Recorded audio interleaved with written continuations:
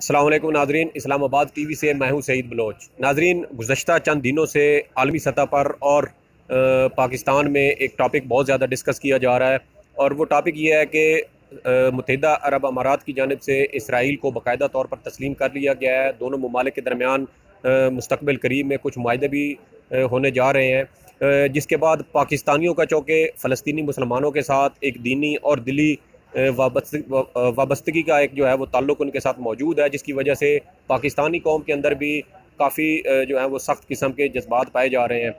यहाँ पर एक जो बहुत बड़ी पेशरफ्त है वो ये है कि इसराइल और यूएई की जानिब से बहुत जल्द कम्युनिकेशन और सेहत के हवाले से, जिसमें ख़ुसूसी तौर पर कोरोना वायरस का जो एक एलिमेंट है वो उस फील्ड में मुआहदे भी होने जा रहे हैं। इस हवाले से कुछ MOUs भी जो हैं वो गुज़श्ता रोज़ साइन हो चुके हैं। इस पेशरफ्त के बाद, इस तमाम डेवलपमेंट के बाद पाकिस्तान पर इसके क्या असरात पैदा होंगे, इसके क्या असरात मुरतब होंगे, इस हवाले से हमारे साथ सीनियर साफ़ी जनाब जहांज़ेब अब्बासी साहब मौजूद हैं।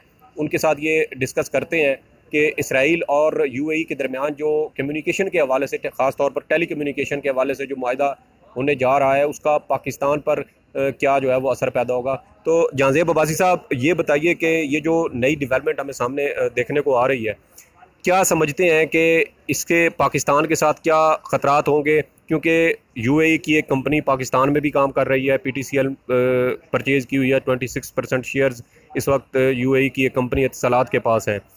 इस चीज़ को, इसको आप किस तनाज़ुर में देख रहे हैं? शुक्रिया सईद, ये बहुत अहम मामला है। हमें आपको याद होगा कि परवेज़ मुशर्रफ दौर में PTCL जो है उसको बेचा गया। 26% शेयर्स जो हैं उसके यूएई की एक कंपनी है टेलीकम्युनिकेशन जो है वो उसको दिए गए। इसके अलावा आपको ये भी मालूम है कि जो हम पाकिस्तान में एक नेटवर्क यूज़ कर रहे हैं, मोबाइल नेटवर्क यूफ़ोन, वो भी PTCL का है। अब मेरा अपना नेटवर्क भी यूफ़ोन ही है। तो बहरहाल अब बात यह है कि इस वक्त एक ऐसे हालात पैदा हो चुके हैं कि जहां एक तरफ इसराइल और यूएई टेलीकम्युनिकेशन जो है उसके ऊपर मुआहदे करने जा रही है, दूसरी जानिब हमने अपनी एक लैंडलाइन नंबर PTCL जो है वो जो PTCL कंपनी के जो स्टेट कंपनी है उसके 26% शेयर्स जो हैं वो हमने यूएई को बेचे हुए हैं। तो इन हालात में मुझे ये लगता है कि टेलीकम्युनिकेशन के मामले के ऊपर बहुत संगीन किस्म के क्वेश्चन जो हैं वो मौजूद हैं। क्वेश्चन ये पैदा होता है कि क्या इन इसराइल और यूएई की अगर टेलीकम्युनिकेशन के माबैन मुआहदे हो जाते हैं तो फिर हमारा स्टेटस क्या होगा, ख़ास तौर पे ऊपर। आप क्या ये कहने की कोशिश कर रहे हैं कि अगर ये मुआहदे हो जाते हैं तो क्या इसराइल बिलवास्ता तरीके से पाकिस्तान के कम्युनिकेशन सिस्टम तक रसाई हासिल कर लेगा? आप क्या ये कहना चाहते हैं? देखें, ये इम्प्रेशन जो है ये मौजूद है कि अगर यूएई और इसराइल के दरमियान टेलीकम्युनिकेशन मुआहदा हुआ तो ज़ाहिरी बात है जो इसराइल है उसने अपनी तनसीबात जो हैं वो यूएई में नस्ब करनी हैं और फिर उसके बाद यूएई ने अपने जो इलेक्ट्रॉनिक आलात हैं उनको इसराइल में जो है वो इंस्टॉल करना है। तो इस बात का इस हवाले से संगीन सवालात मौजूद हैं कि क्या पाकिस्तान की जो ये PTCL के हवाले से जो सिक्योरिटी का मामला है, क्या उस पर सिक्योरिटी खदशात पैदा नहीं होंगे। तो अब इसके ऊपर अब देखना यह है कि जो मुआहदे होंगे उसमें ख़ास तौर के ऊपर जो कंपनी यूएई की जो कंपनी PTCL के पास है, जिसने PTCL ख़रीदा हुआ है, क्या वो कंपनी भी इसराइल के उस मुआहदे के साथ इन्वॉल्व होती है? अगर वो हुई तो फिर मेरे ख़्याल में ये बहुत ही अहम मामला होगा पाकिस्तान के लिए, ख़ास तौर के ऊपर सिक्योरिटी के हवाले से भी जो है इसके ऊपर बहुत संगीन किस्म के क्वेश्चन उठ सकते हैं। अच्छा, हमने माजी में भी देखा 2010 में कि साबिक वज़ीर दाखिला रहमान मलिक भी इस बात का तज़किरा कर चुके हैं कि वज़ारत ख़ारजा का जो फ़ॉरेन ऑफिस है उसको कुछ फैक्स मशीनें एक दोस्त ममालिक की जानिब से गिफ्ट की गई थी, तोहफ़ा दी गई थी। बाद में ये बात सामने आई तहकीकात के बाद कि उन फैक्स मशीनों के ज़रिए पाकिस्तान की जो सफारतकारी थी उसकी जासूसी की जा रही थी। मुमकिन तौर पर एक फ्रेंडली जो है वो कंट्री का नाम सामने आया था, जिसके बारे में ये कहा गया था कि ये मुमकिन फ्रेंडली कंट्री जो है वो यूएई है। तो अभी इसराइल के साथ ये मुआहदा जो होने जा रहा है उसके बाद और फिर इसी माजी में जो एक वाक़या हमारे सामने हो चुका है उसके बाद तो फिर ये जो ख़तरात हैं, जो खदशात हैं कम्युनिकेशन के हवाले से, ये तो वाकई बहुत गंभीर होते नज़र आ रहे हैं। देखें, सिर्फ ये जो कंपनीज़ हैं इनका मामला नहीं है। जहाँ तक पाकिस्तान के अंदर जासूसी करने का मामला है, तो हमारे पास हमारे सामने माजी में जो है ऐसी कई मिसालें मौजूद हैं जो शकील अफरीदी की सूरत में मौजूद हैं। तो यहाँ पे कभी पोलियो वर्कर की आड़ में कोई आता है और जासूसी NGOs की सूरत में आता है, मुल्क की जासूसी करता है, कोई किसी और लिबादे में आता है और यहाँ पे आके फिर वो कार्रवाइयाँ डाल के निकल जाता है। रेमंड डेविस की मिसाल हमारे सामने मौजूद है। दूसरी अहम बात यह है कि इस इसराइल और UAE के दरमियान माबैन जो कुर्बत जो है वो आ रही है, दोनों ममालिक एक दूसरे के करीब आ रहे हैं, उससे हमें ये खदशा भी जो है वो लाहक हो सकता है कि जो हमारे पाकिस्तानी भाई UAE में जॉब कर रहे हैं, मज़दूरी के लिए यहाँ से गए हैं, कहीं उनके लिए कोई मुश्किलात ना बढ़ जाएं। अच्छा, ये आपने अभी जिक्र किया मुश्किलात के हवाले से, जो हमारे पाकिस्तानी भाई बैरून मुल्क ख़ास तौर पे जो UAE में रह रहे हैं, अभी कुछ इतलात ये भी हैं कि जब ये मुआहदा इसराइल और UAE के दरमियान हुआ है तो पाकिस्तानियों को छोटी छोटी बातों पे, जिन पर अमूमन पहले ऐसा नहीं होता था, तंग नहीं किया जाता था, अब उनको बुनियाद बनाकर उनके वीज़े भी कैंसिल करने के हवाले से कुछ इतलात सामने आई हैं।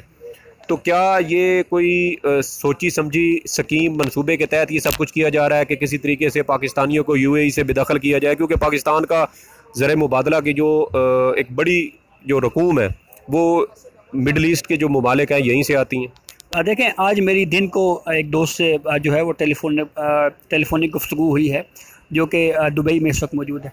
उनका ये कहना है जी कि जो इमिग्रेशन का दफ्तर है ना दुबई के अंदर, वहाँ पे लाइनें लगी हुई हैं और पाकिस्तानी बेचारे वहाँ पे कतारों में खड़े हुए हैं, क्योंकि आपको पता है कोरोना की वजह से अब दोबारा जो है ना इमिग्रेशन का प्रोसेस उन्होंने शुरू किया है। लेकिन अब की बार उनको मुश्किलात ये पेश आ रही हैं कि जब वो इमिग्रेशन के दफ्तर में जाते हैं और जो उनका जो वीज़ा है उस हवाले से जब वीज़ा एक्सटेंड करने के लिए या उसको उस प्रोसेस में डालने के जब वो वहाँ पे लाइनों में खड़े होकर कई घंटों की जो है वो उसके बाद वक्त गुजारने के बाद जब वो इमिग्रेशन दफ्तर में जब पहुँचते हैं तो वहाँ पे ये कहा जाता है जी कि ड्यू टू सिक्योरिटी रीज़न्स, ये सिक्योरिटी खदशात के पेश नज़र जो है वो वीज़ा के ऊपर एतराज़ात लगाए जा रहे हैं। ये बहुत संगीन मामला है। ख़ास तौर के ऊपर आप देखें कि पाकिस्तान के अंदर इतनी ज़्यादा बेरोज़गारी ऑलरेडी है। हमारे जो तारकीन वतन हैं, जो पाकिस्तानी हैं, बड़ी मुशक्क़त के साथ जो हैं वो वहाँ पे काम करते हैं। तो अगर इस तरह से उनको इस तरह की हर्डल्स उनके लिए क्रिएट की जाएँ, जो कि एक मुसलमान मुल्क है, तो ये बड़ा मुश्किल हो जाएगा। मेरे ख़्याल में इस हवाले से हुकूमत पाकिस्तान को जो है वो किरदार अदा करना चाहिए, बाकायदा जो है इस मामले को सफारती सतह के ऊपर बात करनी चाहिए और उनको ये बावर करवाना चाहिए कि इस मामले को आप देखें। दूसरी बात ये है कि मुझे ये भी पता चला है कि जो दुबई के अंदर जो इस मुआहदे के बाद जो है वो कुछ बिजनेसमैन ऐसे भी हैं जिन्होंने अपना सेटअप वाइंड अप करना शुरू कर दिया है और वो आहिस्ता आहिस्ता दीगर ममालिक में वापस जाना शुरू हो गए हैं। उनको भी किस तरह के मुश्किलात जो हैं वो उनका सामना है। और इसके अलावा जो तीसरी अहम बात ये है वो ये है कि UAE में बदकिस्मती से एक पाकिस्तानी मुसलमान के बजाय इंडियंस को ज़्यादा तरजीह दी जाती है। अहम जो पोस्टें हैं, अहम जॉब्स हैं, उसमें इंडियंस को बिठाया जाता है, लेकिन जो मेहनत मजदूरी और मुशक्क़त वाले जो इस छोटी नौकरियां जो है वो पाकिस्तानियों को दी जाती हैं। और ऊपर से ये हाल हो रहा है कि अगर आप उनको सिक्योरिटी का बहाना बना के उनके लिए मज़ीद जो है मुश्किलात पैदा करें, तो मेरे ख्याल में ये इंतहाई अहम मामला है। हुकूमत पाकिस्तान को इस मामले को देखना चाहिए।